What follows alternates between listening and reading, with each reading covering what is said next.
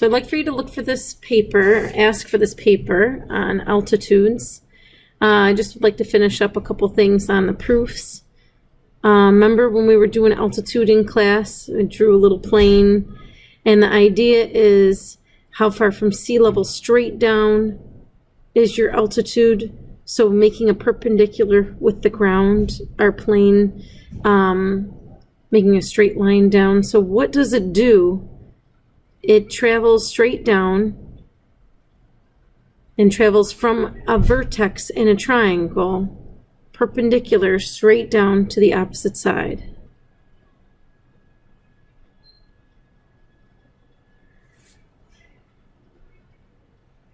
Now, how we use it in proofs, you can use something like this. It also, if you think about it, makes 90-degree angles with it as well. So we'll talk about that as well. I'm going to put my first given down. Now, I have to leave off some of these special symbols or I'll be here forever. So I'm just restating what the first given is. I also think that I have to make this a little off-centered as I go, just so that I'm able to write it down. But this was not the idea that I had to leave for your lesson today. But we're making it work. So the very first thing was given is AD's in altitude. So what does it mean? It means it makes a right angle with the base. So it means that these two angles surrounding that right angle, those are 90 degrees. So let's see, angle ADC is 90 degrees. And the other angle would be like angle ADB, equaling 90 degrees. And also that they're equal to each other. In hypotenuse leg, you have to have that they equal 90 degrees. If you want to use angle later on or an A, you've got to show that they're equal to each other or congruent to each other, but I can't put the congruent symbol. And the reasoning is because an altitude travels from a vertex perpendicular to the opposite side, making congruent right angles. You can shorten things if you'd like an altitude creates congruent right angles.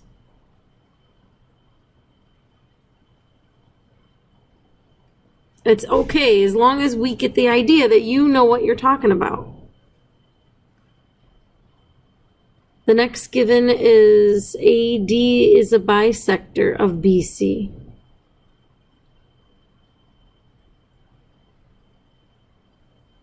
Remember, I have to leave off the symbols just because it's hard for me to do all that. And it's given to us. Now, what does a bisector mean? It means it splits. Splits in half. So what's getting split in half? AD is the bisector of BC. So BC is getting split into two equal pieces. BD and DC. Why are they congruent? Because exactly what we were saying. A bisector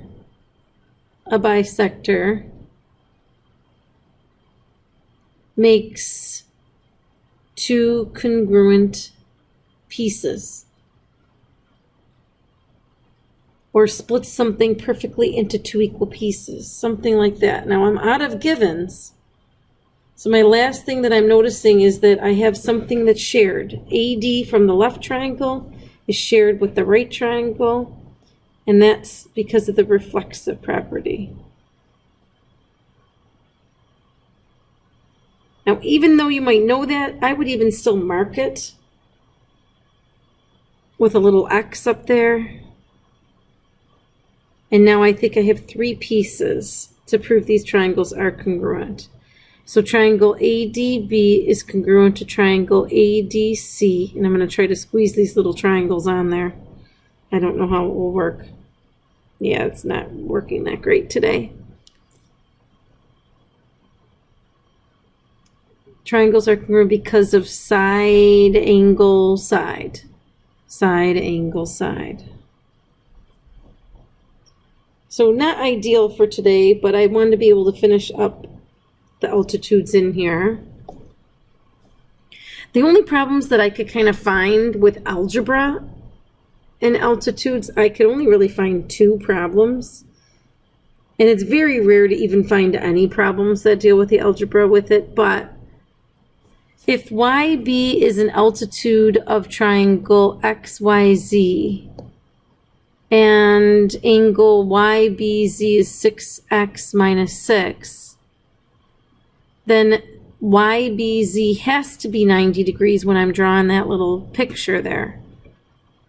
So that's kind of a trick question, but we still need to find out what X is. So that angle equals 90 degrees. We get 96 equals 6x.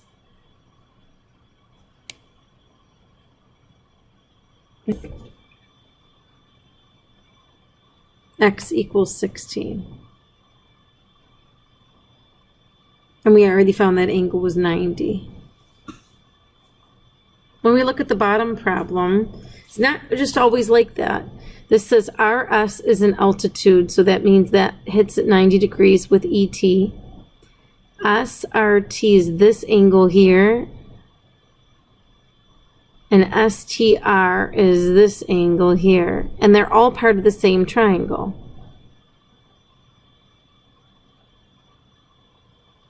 So I know 180 degrees is a triangle. So I've got 90 degrees, I've got the 4x minus 8, I've got the 6x plus 13, and it should equal 180. Now when I put equal, for some reason it decides it's going to equal 136. So I don't really know why that is, but it should equal 180.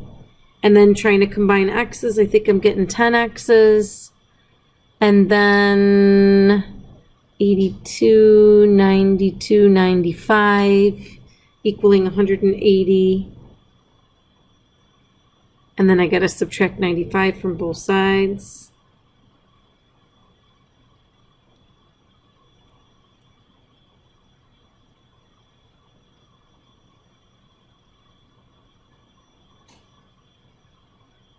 I think I'm getting 85 as the final.